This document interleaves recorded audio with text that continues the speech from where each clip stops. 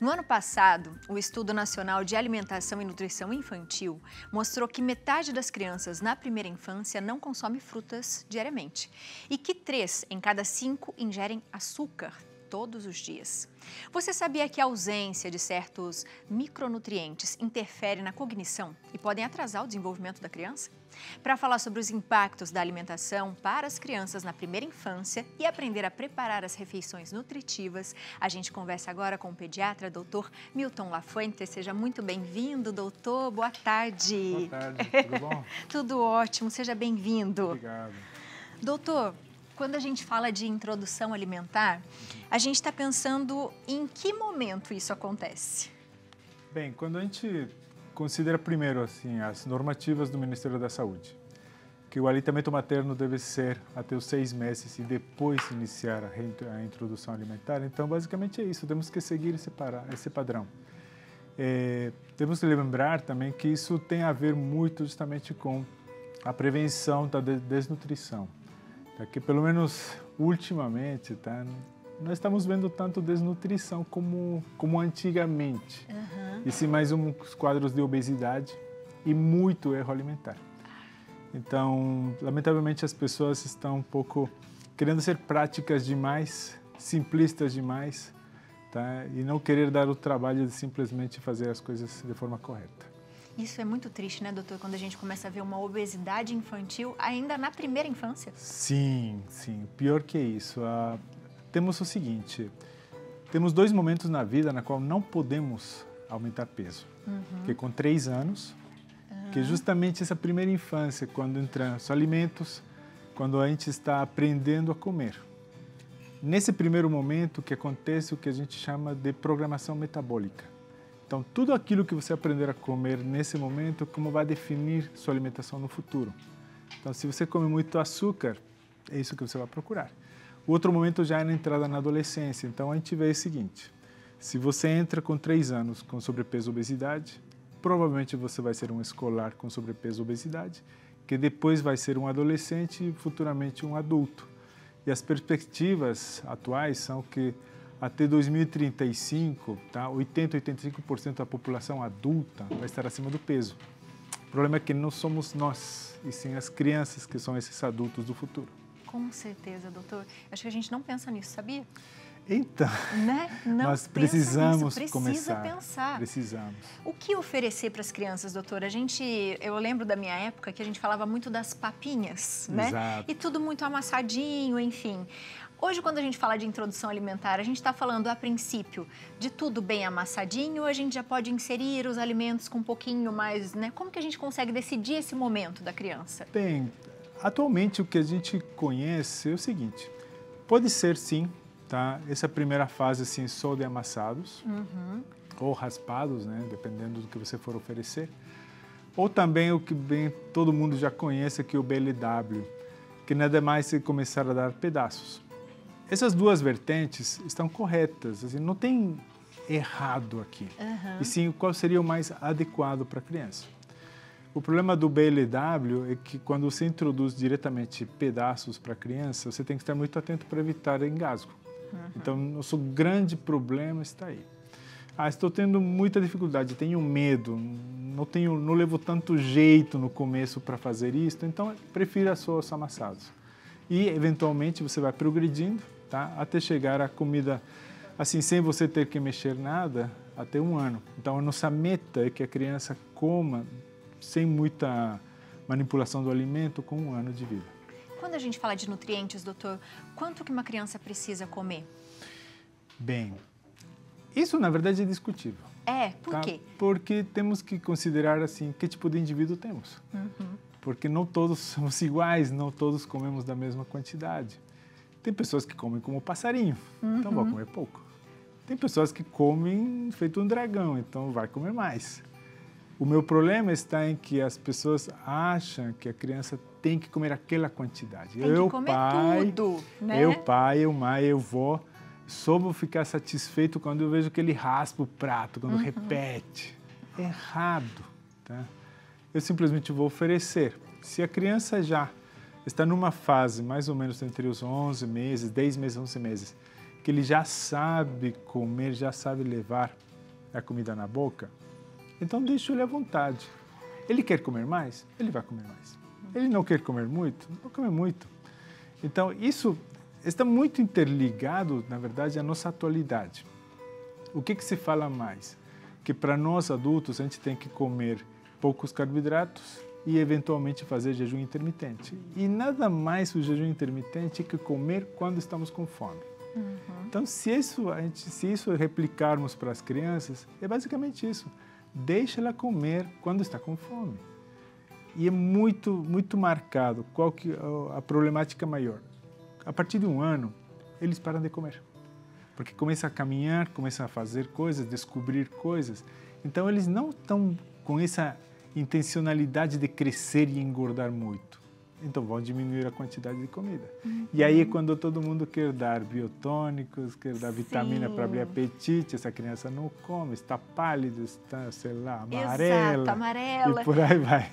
E aí é que a gente começa a errar, né, doutor? Totalmente. Tem que respeitar essa fase da criança? Sim, é muito importante. Porque agora, se você for oferecer alimentos simples, se você oferecer simplesmente arroz, feijão, carne, legumes, verduras, frutas e beber água, você não está fazendo errado. Agora, se eu vou dar bolachinha, biscoitinho, salgadinho, temos corantes, temos os conservantes, temos o sal, temos os açúcares livres, temos tudo aquilo que neste momento já vai para outro lado, que é a epigenética, que são todas essas coisas industrializadas que vão mexer no nosso genoma. E aí começamos a gerar a probabilidade de ter doenças futuras. É nessa época que a gente consegue descobrir as alergias, doutor? Como que a gente consegue descobrir as alergias? A gente pode oferecer todo tipo de alimento? Bem, a gente considera o que a gente chama de a janela de oportunidades, né? Então, a partir dos 6 meses até os 9, 10 meses, a ideia é oferecer todo tipo de alimento natural. A gente parte do critério que a criança não tem alergia. Então, a partir daí você oferece. É lógico, a gente tenta oferecer primeiro coisas simples, né? Uma por vez, porque fica mais fácil de discernir qual foi o motivo, o promotor da alergia. Então, por exemplo, se você vai dar fruta, tenta dar uma fruta por vez. É mais comum, tá? Na verdade, termos reações paralelas. Então, não é que a criança tem alergia à banana, e sim pode ser ao látex. Porque tem a ver com toda a forma de manipulação do produto, desde o produtor até o consumidor. Então, assim, não é que necessariamente você já nasceu com alergia a tal produto. Já legumes e verduras é um pouco difícil de ver alergia, tá? Então, assim, de forma geral, você vai tentar oferecer de tudo. Se você encontrar algum tipo de reação, né, erupção, prurido e por aí vai, então tá. Inicialmente você suspende. Nós vamos procurar, de alguma forma, organizar isso no consultório para, num futuro, tá, ver se vamos ou não estimular essa ingesta novamente. Boa. Doutor, nós temos um papai aqui que tem gêmeas e elas estão com 1 aninho. E a introdução alimentar acho que faz parte do dia a dia deles. Vamos ali, que ele já está na bancada esperando, que a gente já vai falar um pouquinho dos alimentos também, o que é bom ou não. Doutor, eu vi um post seu, eu sei que eu vou até talvez passar na frente. Obrigado, viu? Que a gente estava falando que o senhor falava de leite, né? Sim. A diferença do leite, de caixinha e do... Quando a gente está pensando isso em relação às crianças, quando vai começar na mamadeira, por exemplo, é importante a gente prestar atenção nesse leite? Então, é muito clássico, né, de a gente procurar já dar leite de vaca, né? Temos uma cultura de que o leite é muito saudável, é necessário, é obrigatório para a nutrição da criança. O problema é que, na verdade, o leite, se a gente for considerar, é para a vaca, é para o bezerro. Então, assim, temos a proteína do leite de vaca. Então, isso é muito alergênico para a gente, porque nós não somos dessa espécie. A lactose nós somos mamíferos. Então, tudo bem, na primeira infância, mas depois não temos por que consumir leite. Então, se vamos focar um pouco nesse sentido, então, inicialmente não haveria necessidade de consumo do leite de vaca. Mas existe até um período? Idealmente, se você puder esperar até os 2 anos, seria interessante. Por quê? Dessa forma, evito que esteja exposto a esse tipo de alergênios. evito de criar processos inflamatórios que depois vão repercutir no futuro. Agora, crianças que não estão no aleitamento materno e estão usando fórmulas infantis. Antigamente, sim. Como só tínhamos aquela fórmula só tem 1 ano, inicialmente se preconizava que você considerasse já início do leite de vaca depois de 1 ano. Só que atualmente, até por questões da obesidade, porque vem aquela coisa, né? Vou dar leite, mas vou dar mais uma farinha láctea, mais um não sei o quê, para dar Nescauzinho, não sei o quê. Vai encorpar e aí, depois um dos pouquinho. 40 anos, a gente está brigando até hoje para ficar magro. Exatamente. É tudo um acúmulo, Total, né, doutor? total, Começa ali. total. Às vezes eu converso muito isso com a minha mãe. Como a Abi falou, eu tenho 2 bebês em casa de 1 ano e 2 meses, que comem até reboco de parede, elas comem tudo mesmo. A gente fez a janela, né, da imunidade, fizemos de uma forma muito legal, demos camarão, polvo, peixe, tudo que... castanha, tudo que era possível imaginar de se dar alergia, a gente fez nesse período, né? Só que falando sobre isso, eu converso muito com a minha mãe sobre esse assunto, porque minha mãe é de uma época diferente, onde passava mel na chupeta pra gente, onde a nossa casa era regada de achocolatado e leite. Eu converso pra ela assim hoje. Eu tenho que lutar hoje para manter o meu peso, porque eu já recebo isso desde criança. Exatamente. E eu falo para ela, por isso que é importante hoje eu pegar as minhas filhas e introduzir uma alimentação muito mais saudável inicialmente. Essa minha ligação tá muito errada, doutor? Não, na verdade, se a gente puder evitar os industrializados até os 2 anos, entro naquilo que eu falei da programação metabólica. O teu paladar, o teu hábito vai ser regido justamente por aqueles alimentos mais simples. Sabemos que depois vai ser ofertado, chocolates, bolachas, não sei o que, vai numa festinha, só tem essas coisas. Mas a criança não vai ser ávida de querer aquilo. Eventualmente até vai ver, pode até consumir, tá? Mas ela vai preferir as frutas, vai preferir água. Uma coisa que eu conto no consultório é, por exemplo, uma das minhas filhas, ela gosta muito de brigadeiro. Gosta muito. Quando ela vai na festa, acha que vai... Assim, você acha que vai consumir tudo. Só que não. Ela só fica assim, namorando brigadeiro. Quando ela pega um. Todo mundo vê ela comendo e fala assim, nossa, ela vai... Traz mais. Todo mundo traz um monte. Ela não come. Só come um. É isso, né? E de vez em quando fala assim, você guarda para mim, para amanhã? Entendeu? Assim, ela nem lembra, porque ela satisfez a necessidade dela com esse um. Sim. Então, se a gente conseguisse atingir isto, para todos nós, já estamos no lucro. Tá? Justamente por quê? Porque queremos evitar justamente obesidade, diabetes e doença metabólica. Se a gente puder evitar isso já desde o começo, vamos ter uma vida saudável para todo o planeta, porque a coisa está complicando muito. E a gente... Ai, desculpa, Não, Léo. pode falar. Eu queria falar da seletividade, porque às vezes fala assim, meu filho não come tal coisa, ou é seletivo. A gente sabe que tem os dois lados. Tem, de repente, né, uma descoberta, talvez, de um transtorno, que geralmente as crianças que têm o transtorno do espectro autista são seletivas e, de repente, na alimentação pode ser uma das principais dicas ali naquele período, não sei. Mas quando a gente fala de seletividade...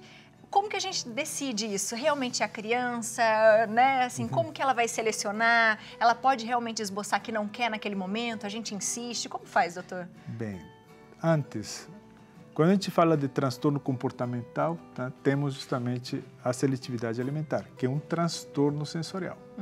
Então, agora, se você vai, por exemplo, tocando essa questão do autismo, nem todo autista é seletivo. Tá? Então, você vê que não tem uma ligação. Não vai ser aí, né? E também tem criança que não tem nada disso, não tem TDAH, não tem autismo, não tem nada, mas tem esse transtorno sensorial. Agora, todo mundo já, justamente por uma questão mais de moda, todo mundo já fala, meu filho é seletivo, meu filho é seletivo. Não necessariamente. O que está acontecendo é que ele se acostumou a isto, é muito mais prazeroso consumir açúcares e isto me dá trabalho. E aqui, de repente, eu começo a brigar. Então, qual que é o padrão normal? Pegando um pouquinho com o exemplo das suas filhas. Elas estão com 1 ano e 2, então estão caminhando muito. Sim. Eventualmente Mais elas... do que a gente queria. Exatamente. A gente torce para caminhar e depois torce para que não caminhe mais. Exatamente isso. Mas assim, o que acontece? Inicialmente, elas não precisam neste momento crescer muito nem engordar. Portanto, não vão querer comer. Vai ter dias que não vão querer. e você tem que aceitar. Você vai preparar um monte, não come. Não quer, come assim, 2 grãozinhos de arroz. Aí você vai falar, pronto, vai morrer, vai morrer. Até as 4 morre, não comeu nada. Não vai morrer. E vai ter dias que vai comer, que parece que vai explodir e não explode. Então, é importante entender isso. Se você vai oferecer sua coisa simples, ela vai preferir isso e vai ficar bem. Lembrando que essa fase dura até os 6 anos. Porque uma fase justamente de aprendizado, está correndo, pulando 6 anos. 6 anos, eu também fiquei pensando nisso agora. Eu falei, por isso que todo mundo tem que dar vitamina. Essa criança não come, as avós, está pálida, está amarela, está não sei o quê. Só que não, é natural. As crianças deveriam ser magras, entendeu? Aí depois dos 6 anos, aí sim, vai se preparar para entrar na puberdade. Aí também tem que crescer, tem que engordar, justamente para preparar o corpo para essa nova fase. Então, se a gente for muito mais tranquilo e garantir só alimento de qualidade para a criança, sempre vai comer bem, porque vai comer o que ela precisa. Agora, outra coisa também que eu falo no consultório. Hoje comeu só arroz, amanhã come só feijão, outro dia só carne, outro dia só os legumes. Veja, está comendo tudo, só não está comendo no mesmo dia. Então, se a gente aceitar isso, a partir daí estamos fazendo um bom trabalho. Porque a criança não morre se tem alimento. A criança morre se você não der alimento. Então, a gente precisa mudar um pouco esse nosso conceito. Só para a gente finalizar, hoje de manhã eu passei por uma experiência até engraçada. Ontem eu fiz uma carne assada em casa, bem tranquila. Peguei bem o meio da carne, sem sal, uma carne grande. E piquei bem picadinho hoje, fiz um ovinho mexido e botei para elas comerem junto com a carne. De manhã, 7 da manhã. Minha sogra falou, mas o que é isso? Carne de manhã? Eu falei, mas elas não sabem o que é de manhã, o que não é. Eu tô dando um alimento para ela que é muito bom, né? Vai fazer bem para... Mas elas não sabem que essa é a hora do café da manhã, elas sabem que é a hora de comer. Claro. E elas mandaram ver na carne 7 da manhã. Mas e ela achou um absurdo. Falou, como assim carne 7 da manhã? Mas é isso perfeito. Aí, dona. A gente come por horário. É? A gente não come porque, café da manhã. Não, trabalhamos, temos horário. As crianças não trabalham. Exatamente. Elas simplesmente estão aí. Então, tem fome? Come. Mandaram ver na carne. Ótimo, maravilhoso. Doutor, é muito mais simples do que a gente imagina, né? E aí que nós complicamos. É verdade. Nós complicamos. Uau, porque aqui a gente já está vendo, aqui não. E aqui sim. É isso, doutor? Esse daqui, não. Esse não, ó. Não. Olha isso. É isso. Comida natural. Só. Deu fome, come. Sim. Não está sem Comida de fome, verdade, espera. isso aí. É melhor. Muito melhor. Ai, doutor, seja sempre muito bem-vindo à Muito nossa bom, doutor. casa. Muito obrigado, muito bom. viu? Foi ótimo. Obrigado. Você de casa, aproveite. Se você tem alguma dúvida, mande mensagens para o doutor, @doutordr. Milton Lafuente está aparecendo para você aí na tela. O telefone é o 12 99152 5019. E não insiste para comer tudo, né, doutor? Opa. Come tudo. Depois de comer tudo, sai daqui. Não. Não precisa. Muito obrigada, doutor. Obrigado. Fique tranquilo. Deixa eu passar por aqui. Venha. Deixa eu fazer uma manobra aqui, doutor. Muito obrigado, viu? Obrigado. Adorei.